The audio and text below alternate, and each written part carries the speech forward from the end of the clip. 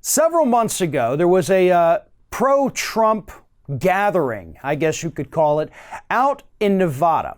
And the New York Times decided to do a profile of some of the people who went out there to what they're calling Trump stock, which happened back in October. And they finally ran the piece this past weekend.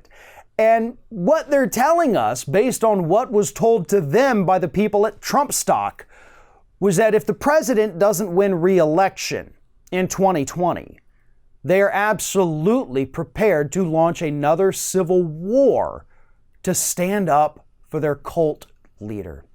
Here's a quote from one of the people, a man by the name of Mark Villalta.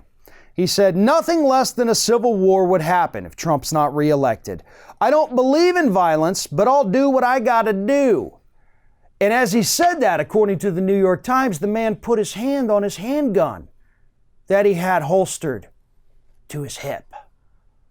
Put his hand on his gun and said, "I don't believe in violence, but I'll do what I got to do," while holding his gun, because he doesn't believe in violence. But he just happens to have a gun, just in case he needs to be violent. Let's have that gun there for Trump stock, right? These people are sick.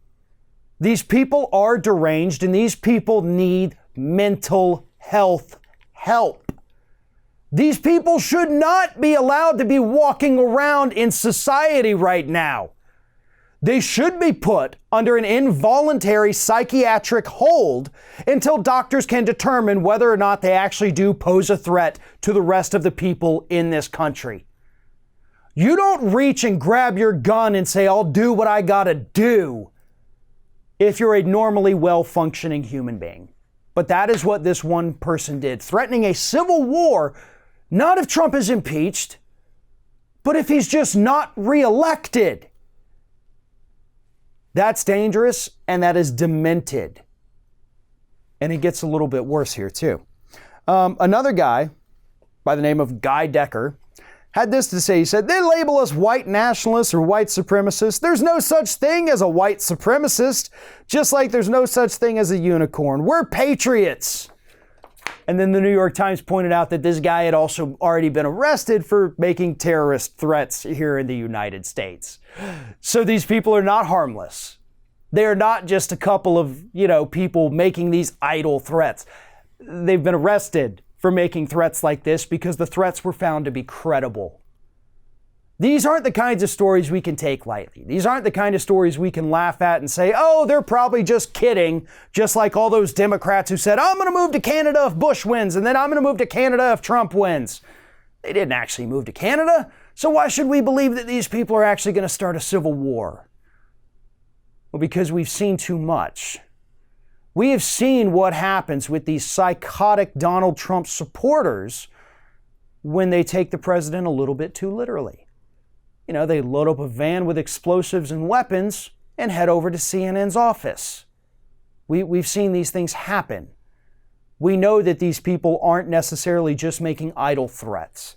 And no, this is not a majority of Trump supporters out there, but there are some real sickos out there that need to be handled by law enforcement, because these aren't the kinds of threats that we should just take with a grain of salt.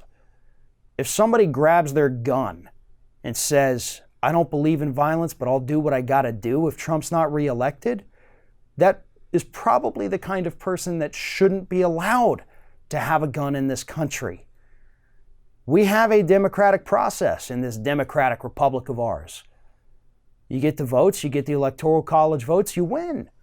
And you don't get to threaten a second civil war just because your cult leader doesn't win. But that is exactly what happened back in October at Trump stock. One of today's video sponsors is NewsVoice. Now, in the United States, 9 out of 10 news stories are controlled by just 5 corporations.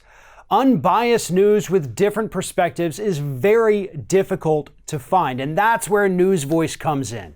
NewsVoice cultivates news from all over the internet, from American sources, from international sources, and it puts them right there for everyone to see. The sources are clearly marked.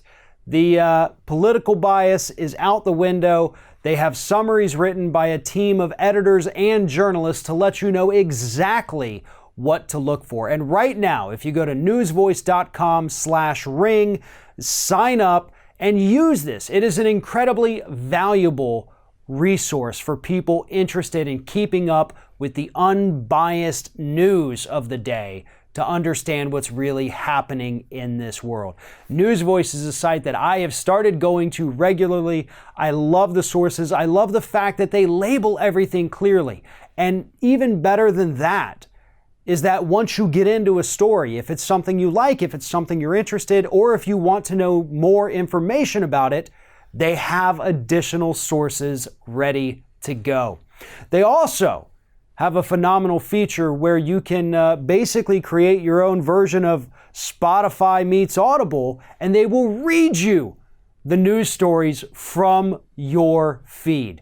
Personalize it, tailor it to yourself, whatever you want to do. With News Voice, you get the hottest trending news with unbiased summaries written by the vetted moderators. It's quick, it's effortless, best way to find the stories that grab your interest. You can dive, as I said, as deep as you want into any of these stories, which for me personally, that is a huge selling point because one source is typically, for our profession, never enough to get the full story.